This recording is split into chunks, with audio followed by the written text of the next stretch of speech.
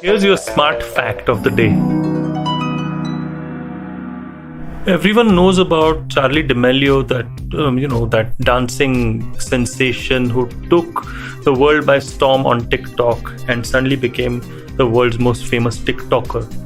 And everyone called her an overnight success. But do you know that Charlie was actually training to be a dancer for at least 5, if not 10 years before that? Mr. Beast, everyone thinks is an overnight success. But Mr. Beast was working and had gotten about 3,000 or 4,000 likes for, or not likes, but views for his, YouTube channel just a few years back. I think we confuse overnight success because that's when people come onto the radar. But is there something called timing the market? And what is time in market? Let's explore these two terms and what works and what doesn't in this episode of Smarter with Sid. Let's go.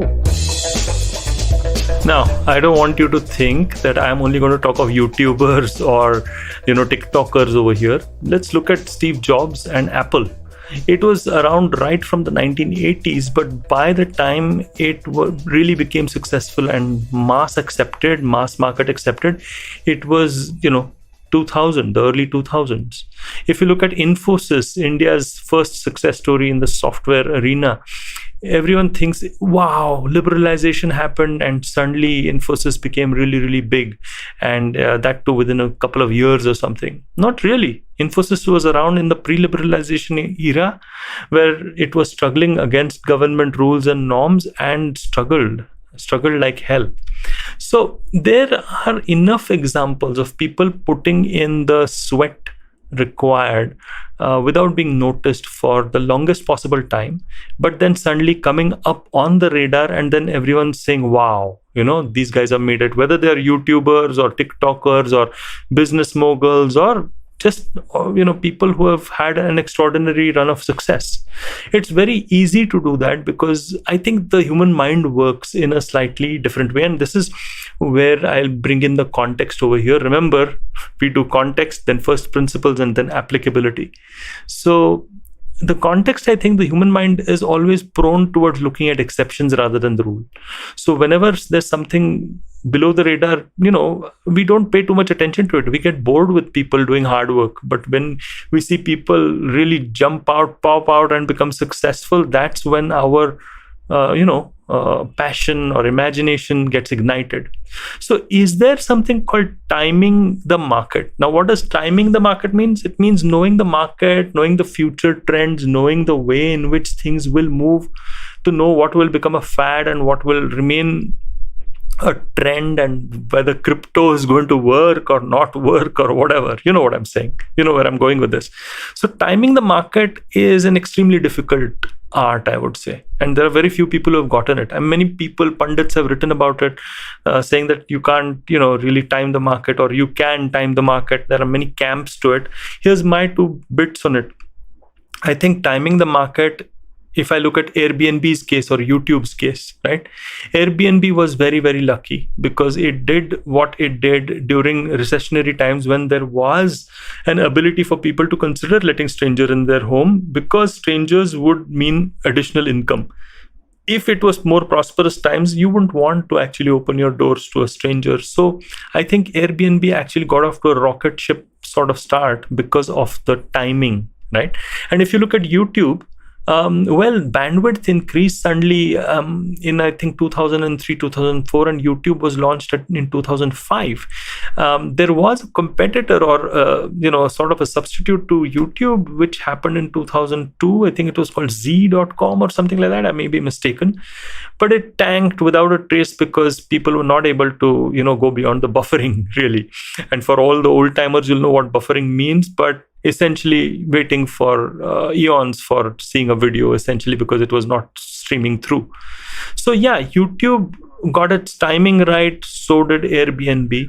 But the fact is, many other players did not get their timing right? They might have had a lot of wonderful ideas, wonderful innovations, but their timing to the market was wrong.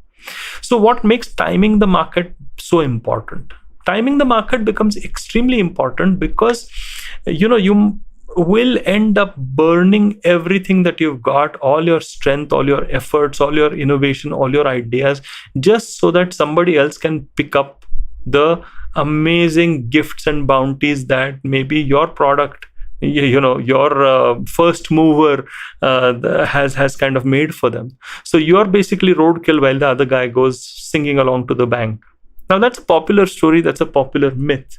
But what if you are there before the world recognizes that sort of unmet need that you have?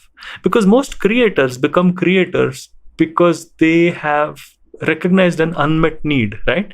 There is an underserved market, a market that has not recognized that there is a need for a product or service like this.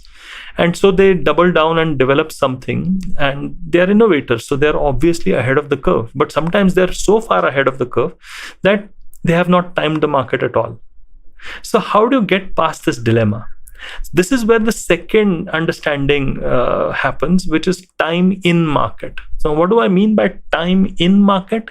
It means that you spend enough time in the market to make enough iterations to your product or service, or to the way in which you're communicating your product or service, or to the way in which you're distributing it, or to the way in which you're pricing it, or the way in which you're trying to make money off it, or the way in which you're trying to manage the costs, etc. That you become good. Now, you could be a stand-up comedian getting the right material and then suddenly popping up, but you've spent enough time in market. Or you could be an Instagrammer or a YouTuber who's got 3,000 views and suddenly become big because you've spent enough time in market to understand the algorithm. Or you might be a business who's been struggling in pre-liberalization era, suddenly popping up because something has changed in the environment, and you're just ready to take it on. Time in market is the exact opposite to timing the market. And what do you do? What do you do as a creator, right? So ideally, you should be looking at, if I look at any kind of first principles towards succeeding or towards doing something well, you should be looking at both of these things. Now, let me explain what I mean. I'm sure that whenever you're trying to develop a product or service, you should be looking towards timing the market. You have to ask whether the market is ready and willing to accept something which is going to be introduced to them for the first time. Now, there is an art to that, and you 9 out of 10 times are going to be wrong. Okay, 9 out of 10 times. If you're successful, wonderful, all the very best, and you're going to rock the world overnight and become an overnight success. But most of the times you're going to be wrong. This is when you need to spend time in the market to understand how do you tweak your value proposition, how do you tweak your communication, how do you tweak your features and functions of your product or service, and how do you tweak your distribution, and how do you price your so many elements, right? So many elements. And you got to figure out through the time in market, through various iterations and cycles, till you connect. And then suddenly all that time in the market that you have spent becomes suddenly very fruitful. So many actors, so many rock stars, so many businessmen, all of them have succeeded because they've spent enough time in market. 9 out of 10 times you're going to have to spend time in market. So my suggestion would be to go for the timing, look out for the timing, but be prepared to fail many more times before your time happens, isn't it? Now, if I look at time in market, it also helps you conserve, right? So how do you do that? So you don't go all out and build all singing, all dancing version of whatever you're trying to build. Look at the core value of whatever you're trying to provide to your target audience. Look at how the target audience is currently underserved, and look at how you can make it better.